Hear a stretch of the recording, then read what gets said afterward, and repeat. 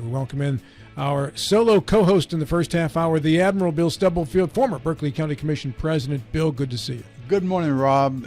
Recently, you've criticized me for getting ahead of the introductions. So all I'm going to say this morning is good morning, Rob. Great to be here. I think what I said was I lose complete control of the show when you and Maria are on together. We're 3 minutes in, and then we might as well be 2 hours in at that point. And that was by design. I'm sure. Yeah. Well, good to see you either way. Well, thank you. Either way. What does that mean, Eddie? Yeah, that remains to be seen. Friday 5 will join us after the 8:30 break. And in this first segment, we want to get right to business here as we welcome in the Berkeley County Commission President, Eddie Gochenour. Eddie, good morning to you. Good morning, Rob. Good to be here. Vice President Steve Catlett. Steve. Good morning, Rob and Bill. County Administrator Gary Wine is here too. Gary, welcome. Good morning. Good to have all of you. And thank you. Just point out the most valuable contribution Gary's made already is that he disconnected Bill's headset and microphone, but Bill found a way to put it back together seconds before we went on. I've been watching Gary in action, so I realize I've learned. It's just like staying in the Holiday Inn Express, whatever it was. I've watched Gary, so I can do all these electrical things now. Well, you're quite accomplished. As long as you just plugging the thing back in. Yeah, so a couple things here. Let's first begin with this grid bill and data center bill, which passed. It's been signed by the governor, I believe, by now, and its effects on counties. So we've done extensive interviews on this over the last couple of weeks, and I admit that I'm probably just more confused than when I started because I'm not really sure right now what's going on with revenues, how it affects the schools, and what the ultimate effect on counties will be in regards to school funding and such, too. So, Eddie, Steve, and Gary, in regards to this bill, first and foremost, let's begin with the premise that it is constitutional, according to the governor and those who have talked about it from the legislative side. Do you agree that it is a constitutional bill? I think that the bill has constitutional issues. What are those issues? I don't believe, from what I'm told, that they have the ability to come in and take the 100% of the tax dollars, and also outside of the Constitution, I have a problem that every time that we do a major construction in this county, every company that does business here, every homeowner that builds a home or puts on a deck, they have restrictions. There's things that they have to go by, and this bill eliminates all of those. But we require those things from all of our county residents. But this bill does not require any of that. So there's some heartburn with this bill. It is better now than what it was when it started. When it started, 0% went to the counties, and now 30% plus a redistribution of 10% per capita goes to all the counties. Yes, and that's huge. It was huge because, like I say, originally we were at 0, and the governor was not willing to budge on that. I know that personally. But with the help of Senator Barrett and Senator Jeffries, and we worked with them, worked really hard for a couple of days with them, and Steve was back on the phones, calling different senators and delegates and trying to get their support. So we did. We finally got it to 30, and then 10% to every county that did not receive a data center. Steve, is this a unified front on the Berkeley County Commission end of things? You agree it is not constitutional? I would think it's certainly questionable for sure, because in 1932 there was a constitutional policy passed that the counties could take 1% of the property taxes, and it's been in effect since 1932. You mean and that has never the changed. The state could take 1%? 1% only. Yeah. And that has not changed since then. And so this is the first time it's setting a precedent. And the concern is beyond this particular bill.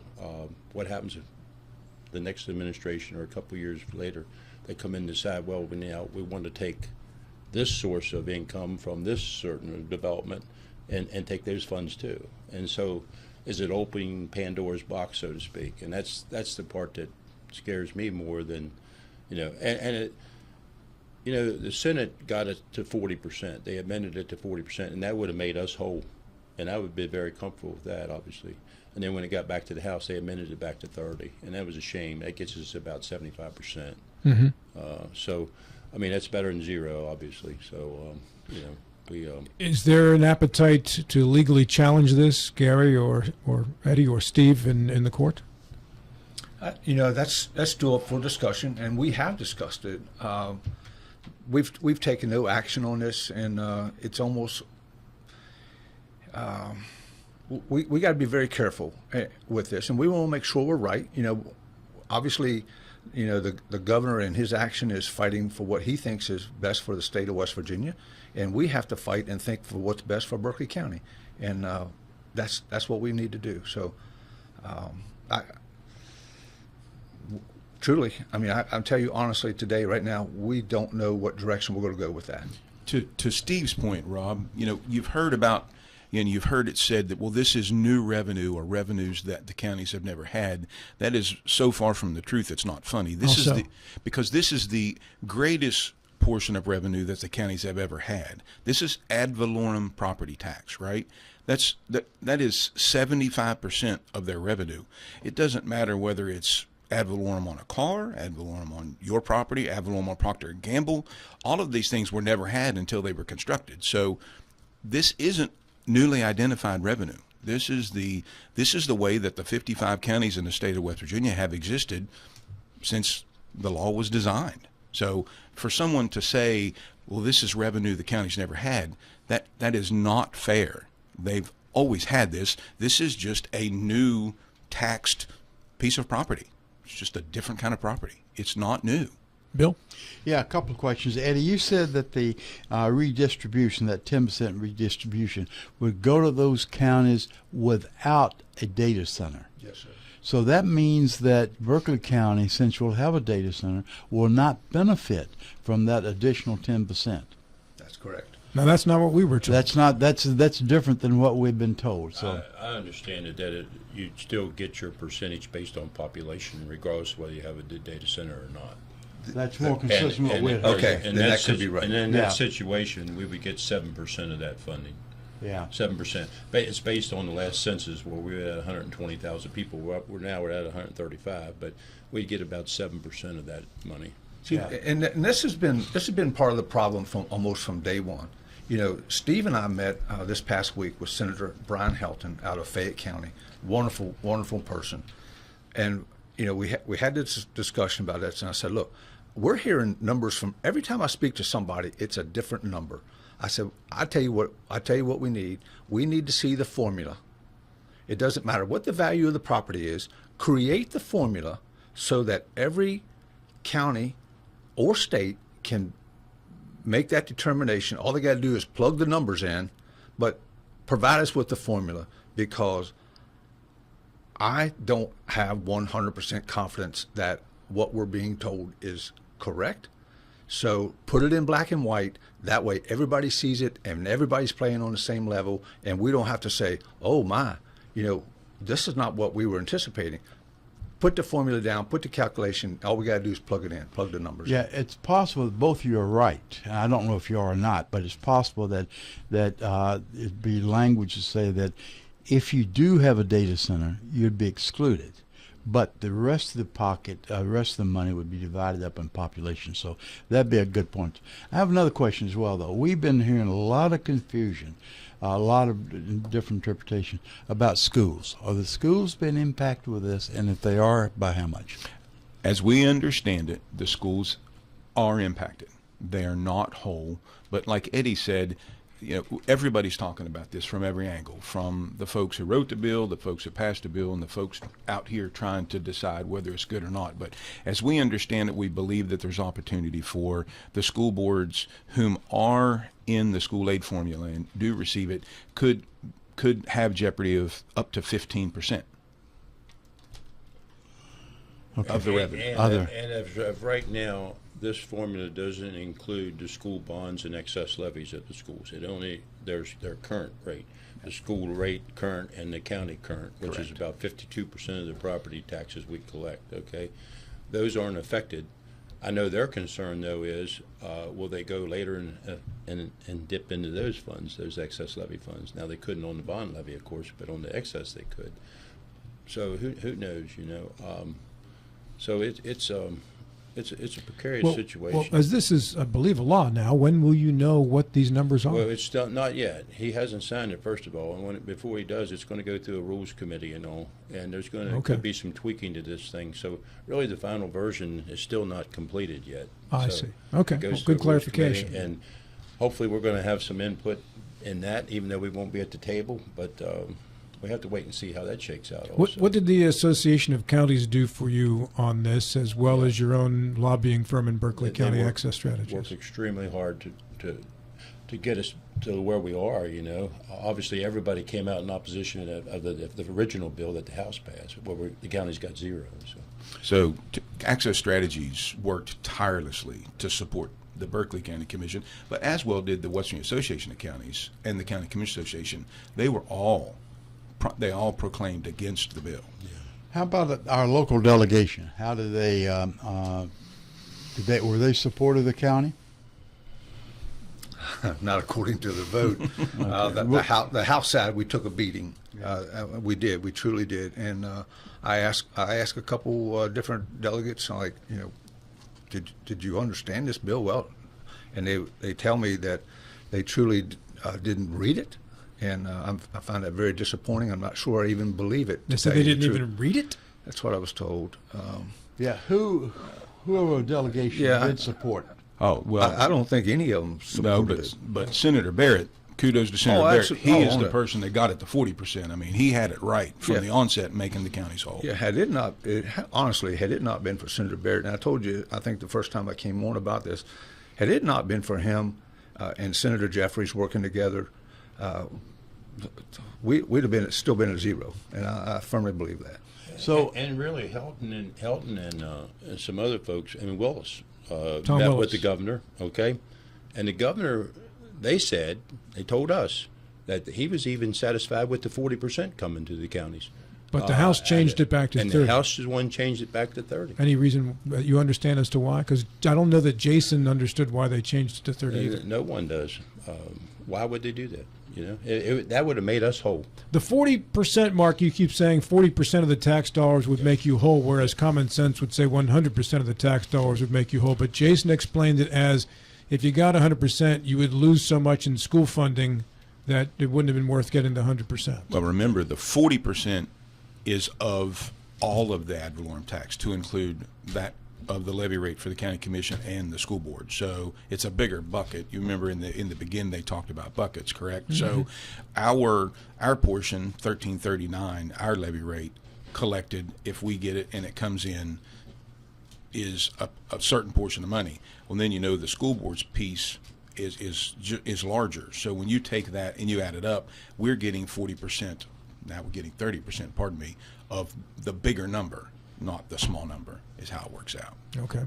Yeah, I want to go back very quickly, whether we want to or not. I want to go back as our local delegation, our local delegates. From what I think I heard is the county did not get any support from any of our delegates on this particular issue. That's correct. That's correct. I did not realize. The House Bill 2014, when it first passed the House, the vote was 88 to 12, okay? And there were 9 Democrats that voted against it and 3 Republicans, but none of them were from Berkeley County when it first passed the House at 88 to 12 vote. And that was when counties were getting 0%. That's correct. Okay. Now, in regards to some other things that you're working for this year, which included ability to have a referendum for a 1%, I think you were calling it a safety tax, Eddie, that never made it out of committee, correct? It did not. It made it through. It did make it through some of the hoops, and I really want to thank Delegate Height for his work on this. Mike worked extremely hard for us to be able to try and get this accomplished. But it did make it. It did gain some headway this year. I think some people understood finally that this is a good thing for counties, especially a lot of the counties across the state that really suffer with providing those services. So we struggle with it. The help that we need with law enforcement and fire, our EMS, in moving in the future. But there's a lot of counties that have one or two ambulances in the entire county, so this would help them greatly. Steve? Well, I'm optimistic, okay, even though I'm disappointed, because we've gone further than we ever have with this bill, okay? The Senate passed it 25-8, okay? It gets to the House, and it got to the second reading and was going to the third reading. And what killed it was they put 21 amendments on the bill, and it just kind of muddied the water to the point where they just killed it on the final day of the But session. wasn't that by design? Sure it was. Yeah, Sure and, it was. And several of those From amendments. the antis. Yeah, and several of those amendments, I understand, was by one of our local delegates. Oh, several were, yeah. Well, we had Chris Andrews on the Yeah. show, and he admitted that was one of the tactics he and was that going was to the use. tactics they used. But Yeah. but we've gone further than we ever had, and the truth is we have another session yet. The first we could even implement the referendum would be November 26th. So if we can come back next year and get it through both houses and get it, then we're still in shape for November 2026 to put it on a referendum. So even though you hate to wait another year, we still have time before the first chance we have to put it on a referendum. Now, let's talk numbers here, Gary Wine. Is it possible that in the next few years you will get enough revenue from the taxes on data centers to offset your need for a referendum for a safety tax? So at the current pace and the current demand, I think that the tax revenue, the new tax revenue that the county commission would see from data centers could absolutely offset and offer the ability for the county commission to reduce the levy rate on homeowners. So there's two ways to look at it. If you can appreciate and value the use of a 1% for public safety purposes, that tax does not go on the homeowner. That goes on the folks who want to buy something. And The ad people from out of the county that want to buy something, and that's a large correct, percentage. and the travelers that come through and in and out. So there's a great opportunity here when you look at a 1% public safety tax to generate revenue. If it generates greater than what the county commission needs, they have a unique and distinct ability to lessen the tax burden on the property owners in the county. And I think people aren't focusing and don't pay attention to this. Could, and let's use grandma, for instance. Instead of raising grandma's property taxes, you could reduce her property taxes because the 1% generated a greater amount of revenue than necessary. It allows the county commission to reduce the tax burden on the property owners. I'm a believer in the use tax. It doesn't just apply to people who own property. It applies to travelers. Doesn't matter whether you're from New York going to Florida or the tractor and trailers to pump. It doesn't matter. They go in and get lunch. All of that adds up. I think the 1% safety tax saves tax dollars on the back of property owners ultimately. I really do. However, you'd be relying on people to vote to raise taxes on themselves, which is an iffy proposition, versus generated revenue that's already coming in from data centers that could offset the need for the safety tax in terms of how people are going to think this thing through. Yeah, I don't think so. To answer that question honestly, just data centers, I do not believe the one that's identified would generate the amount of revenue that the 1% would. I think it'd be half, if not. That's the one data center, though, Correct. assuming that's the only one in the county. Correct. And I understand there is already talks about a second one in the county. Is that accurate? Either of you can confirm that at the commission level? There was talk about it, but that was about 2 years ago on the south end of the county, but I haven't heard anything about it lately. So if you're in business and you identify a source of revenue that's unique to one industry and you commit that revenue, support your public safety, and that industry takes a change and the revenue dips, what happens to all of the committed monies to support the public safety effort?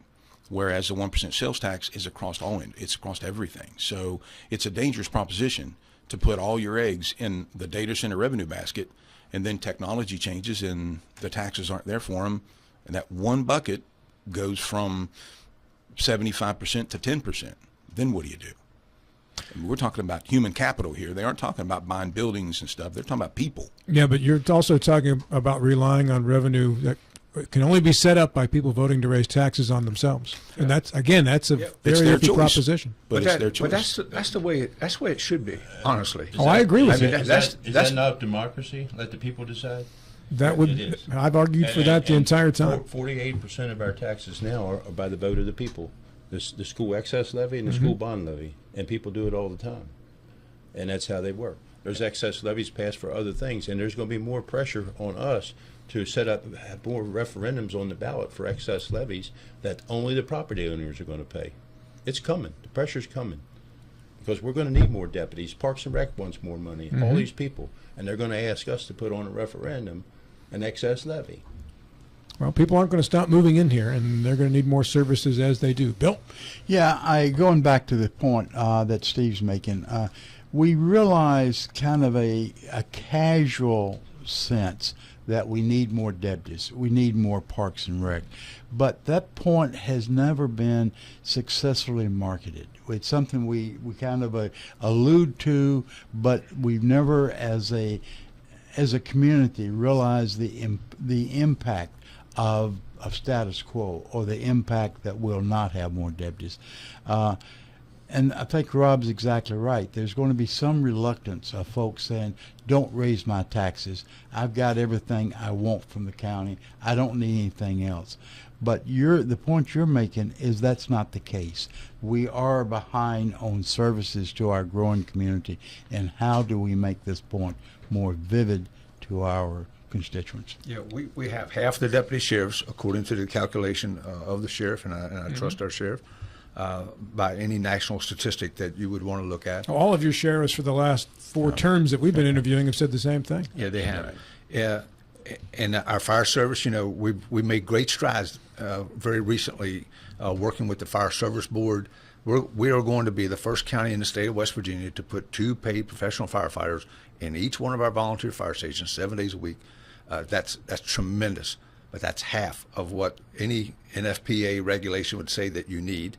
It's certainly better than the guy jumping in the truck in the middle of the night going by himself, But what is our response time? Are we meeting standard response times? It depends. It depends whether it's your house on fire or my house on fire. Yeah. If they're a few minutes late, I'm upset. I can tell you that right now. That's the point I'm trying to make, Eddie. Yeah. That's the point I'm trying to make. Do you have statistics that saying we're not meeting certain response times? We do, and it's unfortunate, but I can show you, I can prove to you, we've had, unfortunately, loss of life, and the nearest volunteer fire department was slow to respond, and I can't say certainly that would have made a difference if they'd have made an immediate response. I don't have that crystal ball. I'm going to go back to some dated information now, but you and I were dealing with the fire response time a few years ago, and we had the Secretary of Transportation up, and we were making a presentation. And in the Inwood area, due to the traffic, the response time was something like 7 to 8 minutes. It should have been. That was the standard. Our response time at that time was around 20 minutes.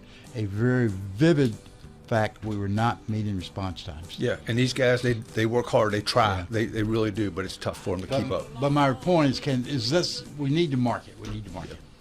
Gentlemen, good conversation. Let's pick this up again in the near future. I think we've only scratched the surface of it at this time. Eddie, Steve, Gary, thank you all very much. Thank you.